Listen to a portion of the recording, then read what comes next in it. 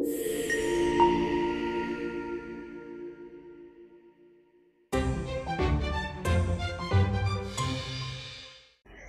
berita Vex Studio. 14 Jun 2025, acara Fun Run Pendidikan Kebangsaan 2025, anjuran Majlis Pengetua Sekolah Malaysia MPSM telah berlangsung dengan jayanya pada hari Sabtu lepas. Acara dimulakan seawal 7.30 pagi dan berakhir sekitar jam 8.30 pagi dengan penyertaan daripada pelajar, guru, ibu bapa dan seluruh warga sekolah. Acara berlangsung dalam trek yang sama dengan kejohanan bertadesa tempoh hari sejauh 5 km. Acara ini bukan sahaja bertujuan memupuk budaya hidup sihat, malah mengukuhkan jaringan kerjasama antara sekolah-sekolah menengah di Malaysia.